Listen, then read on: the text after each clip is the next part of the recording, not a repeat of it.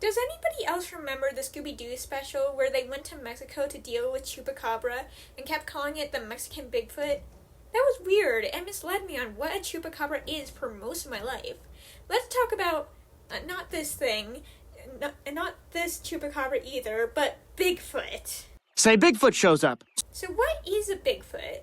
Well, according to Britannica, Bigfoot, or Sasquatch, is a large, hairy, human-like creature believed by some people to exist in the northern United States and western Canada.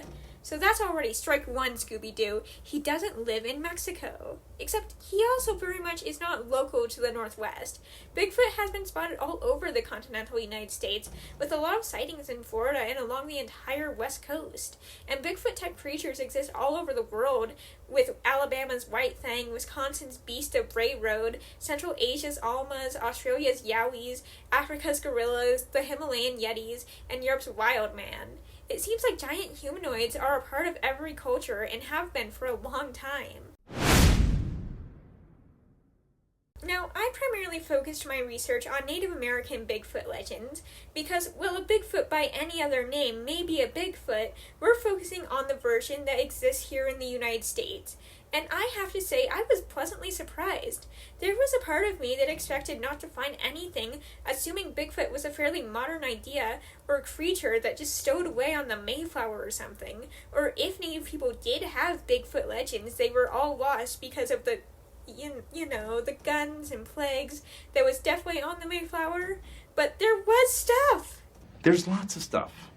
First of all, Sasquatch, the word comes from a Salish word used to describe the creature, and Salish is a native language that is fairly widespread, all things considered, and today is spoken by Native people in British Columbia and Washington, and other tribes like the tribes that make up the Iroquois Confederation, sorry, I definitely mispronounced that, Iroquois, who have reservations in Canada, Wisconsin, and New York, all have myths and legends about Bigfoot that seem to portray them as a sort of bridge between man and animal. It's said that Sasquatch was a sort of representative of nature that lived on a different plane of existence and would pop into this dimension in times of disruption or strife to remind people of the importance of the natural world.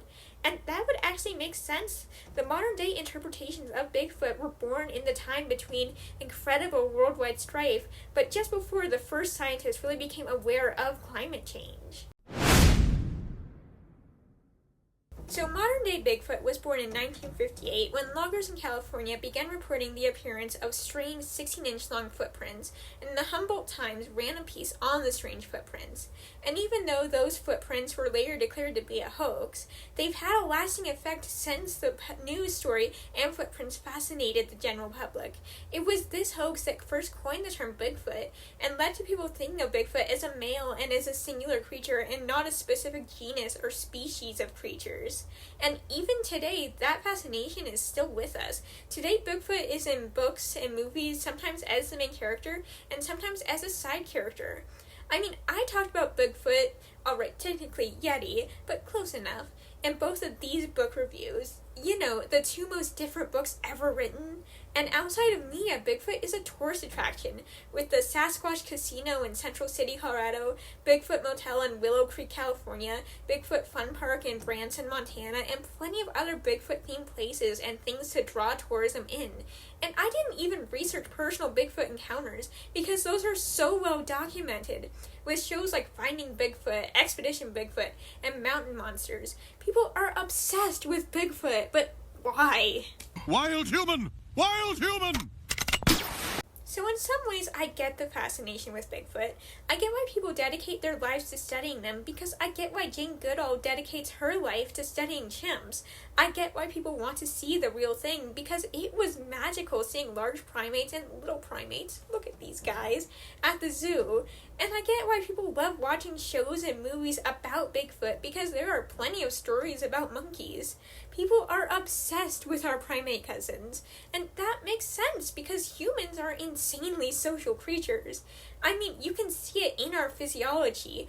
We blush and have eyebrows to help portray our emotions and to frame our massive eyes with visible sclera that allow other members of our tribe to see what we're looking at.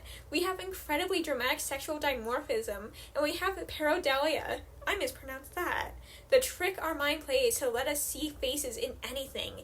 And it's that last bit, not pronouncing it again, pareidolia, that could help explain away a lot of Bigfoot sightings. How often throughout all of human history have people been wandering around in strange dark places and stopped because they saw something that looked vaguely person-shaped, but was too big, too hairy, not quite the right shape? So maybe Bigfoot doesn't exist. Maybe it's our own social nature coming back to bite us.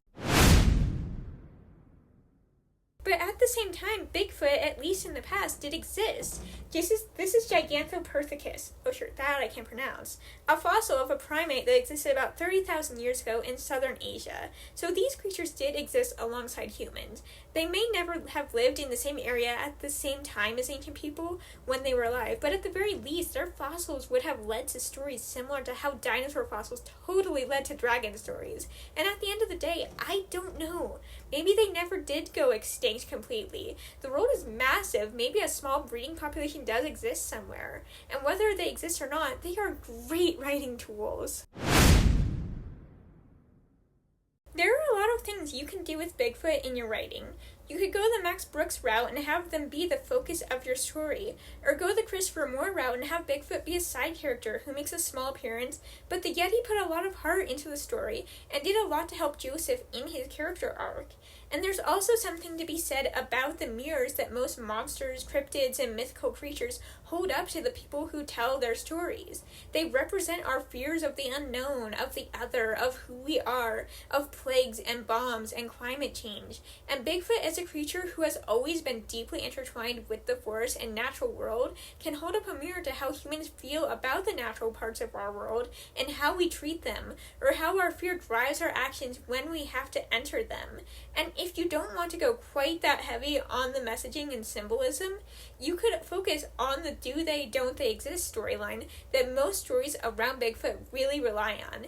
In almost all the Bigfoot media I've ever consumed, the fact that the general public does not and cannot find out about Bigfoot's existence has been a big plot point. And secrecy is a great way to stir up drama in a story.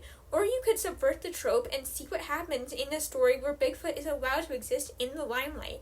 There's a lot to work with when it comes to Bigfoot, and a lot of stories, both stories sussing out the cold hard facts to try and prove they exist, or stories using Bigfoot as a plot point that you can use as inspiration when creating your own story. So go out and read and write! Hey, so I wrote a book and I put it up online.